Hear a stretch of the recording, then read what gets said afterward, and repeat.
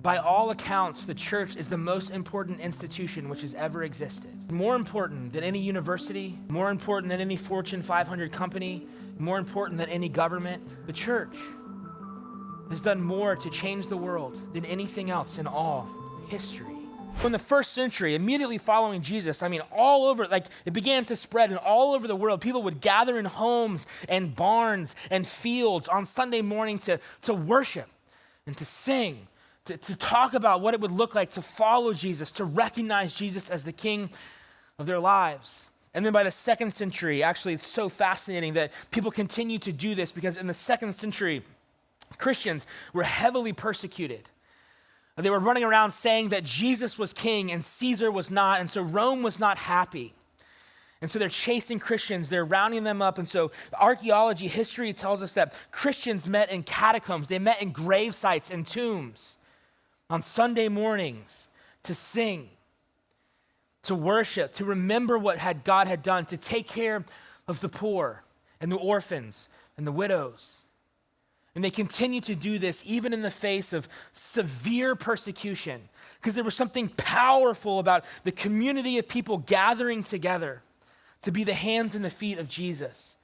By the 3rd and the 4th century, we have writers like Justin the Martyr who would tell us that the church began using the language of what they do on Sunday mornings, the way that they gather is a new creation, that it's the 8th day of creation, that's a new way of being alive, a new way of being human. And people began to look at the way the church operated, the way they took care of each other, the way they loved each other, and said, there's something so special about this. There's something so powerful about this, that it's literally a whole new creation. It's a whole new way of being human.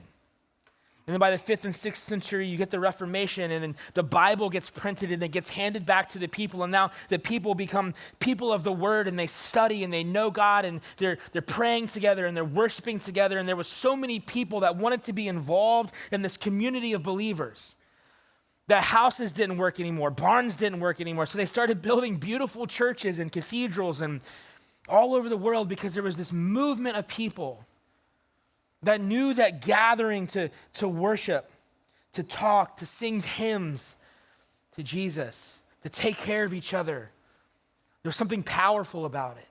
There was something unique about it.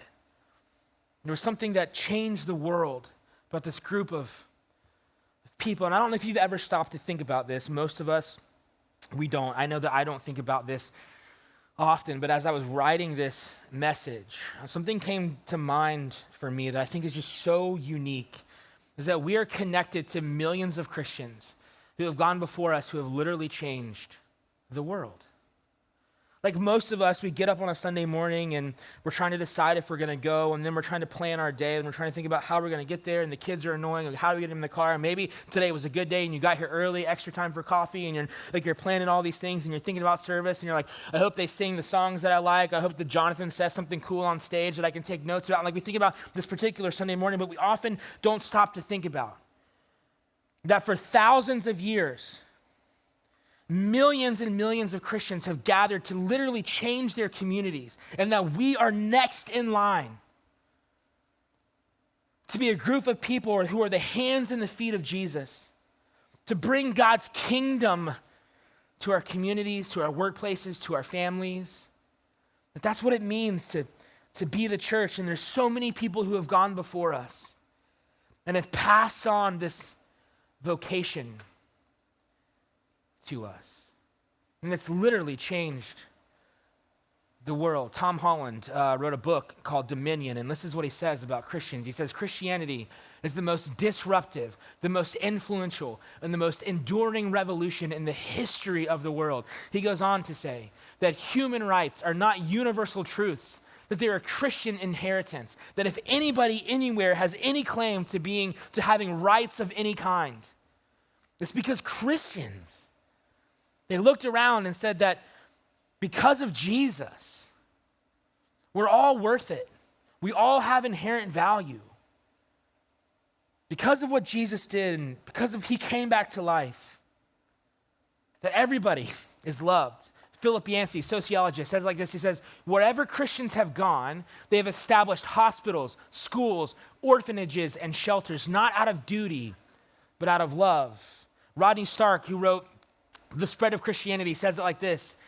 He says that Christianity served as a revitalization movement that arose in response to the misery, chaos, fear, and brutality of life in the urban Greco-Roman world. He actually tells this account in that book, The Rise of Christianity, where there was a plague that was killing people in the Roman Empire. And that when everybody in town, everybody who had the means to, was leaving, they were running from a pandemic. And history tells us that when normal people were running from the pandemic, Christians were running in to save people, to love people, to care about people. There's actually a quote, the emperor at the time says, not only are the Christians taking care of their own, but they're taking care of ours as well. And he's mad about this because Christians are loving people better than they could. They're setting up welfare states. They're subverting the government. Larry Hurtado, Destroyer of Gods, this is what he says. He says, the early Christian gatherings were socially radical, forming a community that broke the norms of ethnicity, class, gender, and status. I mean, imagine this. The early followers of Jesus come from all different walks of life, all different races, all different ethnicities, all different socioeconomic like incomes and all of these things, and they gather around a table together to participate in the communion, to remember what Jesus had done, to break bread and to drink the wine, the cup, and they would do that together. People from all different statuses and walks of life. That Jesus was the great equalizer, the one that said everybody has inherent worth and value. By all accounts, the church is the most important institution which has ever existed. By all accounts, the church literally changed the world. It's the most important institution that has ever existed. More important than any university, more important than any Fortune 500 company, more important than any government. The church has done more to change the world than anything else in all of history. By all means, the church is the hope of the world.